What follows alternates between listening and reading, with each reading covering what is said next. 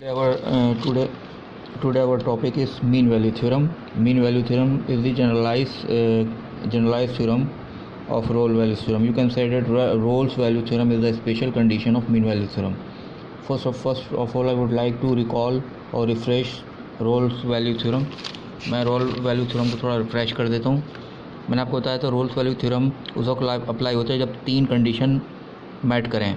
क्या कि जो फंक्शन है वो क्लोज इंटरवल में कंटिन्यूस हो और ओपन इंटरवल में डिराइवेबल हो और f of a is equal to F of b हो, तो फिर हम रोल वैल्यू थ्योरम लगाते हैं. और रोल्स वैल्यू थ्योरम क्या कहता है, कोई फंक्शन क्लोज इंटरवल में कंटिन्यूस और ओपन में डिफरेंशिएबल है और उसका इनिशियल और फाइनल पॉइंट बराबर है आपस में, तो उस कर्व पे एक पॉइंट सी ज़रूर होता है जहाँ पे एक टेंजेंट उस कर्व का एक्स एक्सिस के पैरेलल हो जाता है. ठीक है, ये हमारा रोल्स वैल्यू थ्योरम है.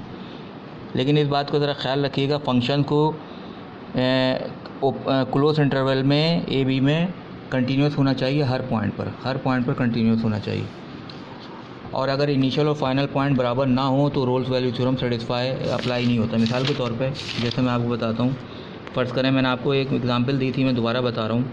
कोई फंक्शन ऐसे है, ठीक है, ये एफ ऑफ इसका कह लेता हूँ मैं, ये एफ ऑफ ए है और ये मैं कह लेता हूँ ये एफ ऑफ बी है. इसको मैं एफ ऑफ बी कह लेता हूँ.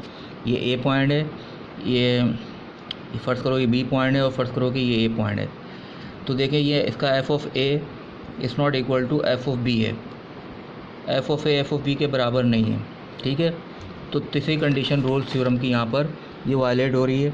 तो इसका मतलब अब कोई ऐसा पॉइंट नहीं होगा इस कर्व पे जहाँ इसका tangent parallel to x axis हो. आप हर पॉइंट पर टेंजेंट खींच के देखें तो पैरेलल टू एक्स एक्सिस नहीं होगा.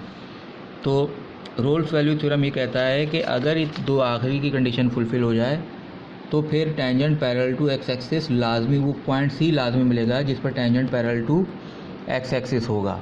और अगर एफ ए और एफ बी आपस में बराबर ना हो तो फिर कंडीशन है, हो सकता है मिल जाए tangent parallel to x axis हो जाए, हो सकता ना हो. मसलन एक और फंक्शन मैं आपके सामने बनाता हूँ. फ़र्ज़ करें कि ये है, ठीक है. अब ये फंक्शन मैं बनाता हूँ. अब इसका एफ ऑफ ए ये है और एफ ऑफ बी ये है. ठीक है, ये इसका ए पॉइंट है और इसका ये बी पॉइंट है. अब यहाँ पर f of A F of B के बराबर नहीं है क्योंकि एफ ऑफ ए ये हाइट है और एफ ऑफ बी ये हाइट है, तो दोनों बराबर नहीं है.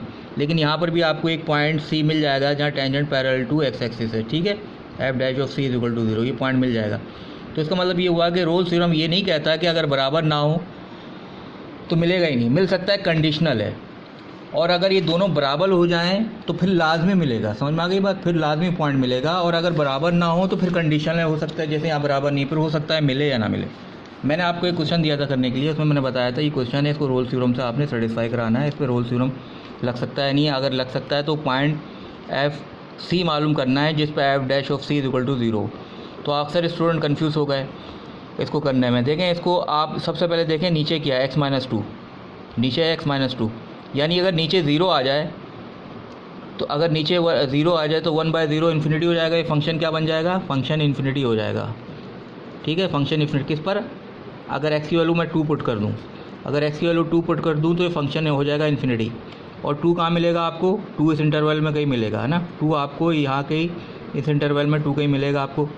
तो 2 पर फंक्शन कंटिन्यूस नहीं हो रहा, ना डिफरेंशिएबल हो रहा है क्योंकि इन्फिनिटी दे रहा आंसर. तो x इज इक्वल टू 2 पर ना फंक्शन कंटिन्यूस है ना डिफरेंशिएबल है. तो फंक्शन जो है वो हर पॉइंट पर डिफ़ाइन होना चाहिए. इंटरवल 1 और 3 है तो हर क्लोज इंटरवल के हर पॉइंट पे डिफ़ाइन होना चाहिए. लेकिन 2 पर फंक्शन डिफ़ाइन नहीं हो रहा है, इन्फिनिटी आ रहा है, तो यहाँ रोल्स थ्योरम नहीं लग सकता. समझ आ गई बात. रोल्स थ्योरम यहाँ can not be applied over here, यहाँ रोल्स थ्योरम नहीं लग सकता. अगर मैं आपको इंटरवल इसका देता, फ़र्ज़ करें मैं इसका इंटरवल देता 2.5 to 3, क्या देता मैं इसका इंटरवल 2.5 to 3 देता. और यहाँ पर देखें आप x-2 जो है वो 0 आ रहा है, x इज इक्वल टू, अब x इज इक्वल टू 2 इस इंटरवल में नहीं है, इससे पहले है. तो अब हम कह सकते हैं कि हाँ यहाँ रोल्स थ्योरम लग सकता है. ठीक है, क्योंकि 2 जो जिस पे फंक्शन अनडिफाइन है वो इस इंटरवल से पहले आ रहा है, तो इंटरवल में नहीं आना चाहिए. अब हम शुरू करने जा रहे हैं मीन वैल्यू थ्योरम. ठीक है, तो ज़रा mean value theorem, Rolle's theorem आपको रिफ्रेश करा दिया हमने. रोल्स थ्योरम के 3 क्राइटेरिया होते हैं. अच्छा, मीन वैल्यू थ्योरम क्या कहता है, मीन वैल्यू थ्योरम आपसे ये कहता है कि फ़र्ज़ करें मेरे पास ये एक फंक्शन है. ठीक है, ये आपको एक फंक्शन नज़र आ रहा है एफ ऑफ एक्स. इसका ये पॉइंट है ए और ये पॉइंट इसका वाई पे है एफ ऑफ ए, ठीक है। ये पॉइंट है बी और वाई पर इसका जो हाइट हो जाएगी एफ ऑफ बी। और अगर मैं इस दो पॉइंट को आपस में एक लाइन से मिला दूं, ऐसे करके एक लाइन से मिला दूं, तो ये कहलाती है सीकेंड लाइन। क्या कहलाती है? ये कहलाती है सीकेंड लाइन। ये आपको पता है, ये सीकेंड लाइन कहलाती है। अगर मैं इस सेकेंड लाइन का स्लोप निकालूं, if I want to find the slope of this second line, तो कैसे निकलेगा स्लोप सेकेंड लाइन का? वो निकलेगा स्लोप एम सेकेंड। स्लोप निकलेगा, कैसे निकलेगा? F of B minus F of A divide by B minus A. इसी तरह निकलता है ना। स्लोप क्या होता है? स्लोप होता है y2 minus y1 divide by x2 minus x1। तो सेकंड लाइन का स्लोप कैसे निकलेगा कि एफ ऑफ बी में से एफ ऑफ ए निकाला माइनस बी माइनस ए कर दिया, तो सेकंड लाइन का स्लोप आ जाएगा। अच्छा, मीन वैल्यू थ्योरम क्या कहता है? मीन वैल्यू थ्योरम कहता है कि आपके पास अगर कोई फंक्शन एफ ऑफ एक्स है, वो फंक्शन कंटिन्यूस है ओपन क्लोज इंटरवल में, ठीक है। ये दो पॉइंट तो वही पुराने वाले हैं जो रोल्स थ्योरम के, पहला पॉइंट। और दूसरा point F of x differentiable है ओपन इंटरवल में, सही है। मीन वैल्यू थ्योरम ये कहता है कि अगर कोई function F of x continuous है क्लोज इंटरवल में और डिफरेंशियल ए बी पे, यानी कि हर पॉइंट पर इसकी एक फाइनाइट वैल्यू आएगी, तो मीन वैल्यू थ्योरम कहता है कि अगर इस कर्व पर कोई सेकंड निकाला जाए, सेकंड का स्लोप निकाला जाए, जैसे कर्व है इसके दो पॉइंट पर सेकंड का स्लोप निकाला जाए, तो मीन वैल्यू थ्योरम ये कहता है कि इस कर्व पर कोई एक पॉइंट ऐसा होगा जिस पर टेंजेंट इस सेकंड के पैरेलल हो जाएगा, या टेंजेंट लाइन इस सेकंड के पैरेलल हो जाएगी। मिसाल के तौर पर अब ये सी पॉइंट देखें, इस सी पॉइंट पर मैं एक टेंजेंट बनाता हूँ, ड्रॉ करता हूँ, जो कि एफ डैश ऑफ सी है। इसको मैं कह देता हूँ एम टेंजेंट कह देता हूँ। अब ये टेंजेंट लाइन इस सेकंड लाइन के पैरेलल हो गई है ना, सिर्फ इस पॉइंट सी पे पैरेलल हुई है। अगर मैं ये पॉइंट पे टेंजेंट खींचूँ ऐसे तो पैरेलल नहीं होगा, ऐसे खींचूँ तो पैरेलल नहीं होगा, ऐसे ड्रॉ करूँ तो पैरेलल नहीं होगा। तो ये स्पेसिफिक पॉइंट सी है जहाँ पे आपका टेंजेंट लाइन सेकंड लाइन के पैरेलल हो गई। समझ में आ गई बात? तो इसको किस तरह लिखेंगे? इसको इस तरह लिखेंगे एफ डैश ऑफ सी, यानी कि वो पर्टिकुलर पॉइंट पर सी जो है वो बराबर होगा slope of second line f B minus f o divide by f B minus, यानी कि slope of tangent is equal to slope of second. तो ये स्लोप ऑफ टेंजेंट है एट डैश सी पे, ये बराबर हो गया स्लोप ऑफ सेकेंड के स्लोप के बराबर हो गया। ये आपका मीन वैल्यू थ्योरम है। यानी कि अगर आप किसी कर्व पर सेकेंड बनाएं, तो उस कर्व पर कोई ना कोई एक पॉइंट ज़रूर होगा जिस पर उसका टेंजेंट उस सेकेंड के पैरेलल, सेकेंड से पैरेलल होगा, और ओनली वन पॉइंट होगा, ठीक है। आप उस पॉइंट से ज़रा आगे पीछे मूव करेंगे तो टेंजेंट सेकेंड के पैरेलल नहीं रहेगा। समझ में आ गई बात? ये आपका क्वेश्चन। अब हम एक क्वेश्चन करते हैं, जैसे एफ ऑफ एक्स गिवन है x square plus 4x plus 5 0 से 4 इंटरवल में गिवन है, ठीक है।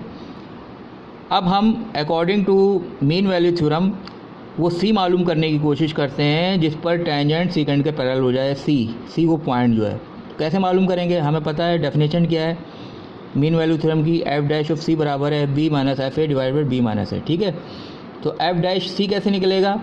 पहले तो इसका एफ डैश निकालो, तो इसका एफ डैश आएगा x square plus 4x plus 5 का एफ डैश आएगा 2x प्लस 4, उसको यहाँ रख दिया, ठीक है। ये एफ डैश ऑफ एक्स आ गया। अब F B minus F A divide B minus A, देखो ये पहला पॉइंट जो है आपका ए कहलाएगा, ये दूसरा पॉइंट आपका कहलाएगा बी। ये ए है, ये बी इंटरवल का। एफ बी कैसे निकलेगा? एफ बी, ये एफ है ना, इसमें बी की जगह 4 रख दो, 4 यहाँ रखो, 4 यहाँ रखो, 4 यहाँ रखो, तो जाएगा 4 का स्क्वायर 16, 16 प्लस 5, ठीक है। और एफ ए कैसे निकलेगा? 0 0 0, ठीक है। तो f B minus F a, अच्छा एफ बी क्या है आपके पास 4, यहाँ 4 रखोगे, और ए क्या है 0, तो 4 माइनस 0 यहाँ 4 आ जाएगा। तो देखो f B minus F a कैसे कैलकुलेट करोगे आप?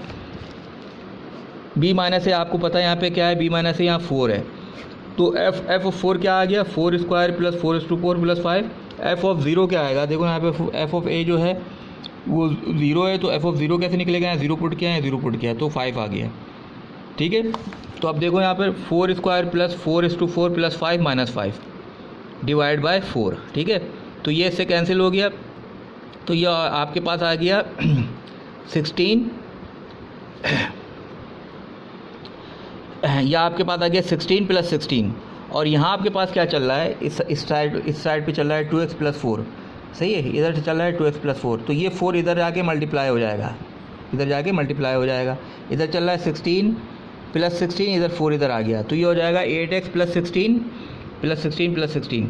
तो ये 16 से ये 16 कैंसिल हो गया, 8x इज इक्वल टू 16, तो x इज इक्वल टू 2 के बराबर हो गया, और वो x जो है वो c के बराबर है, c इज इक्वल टू 2।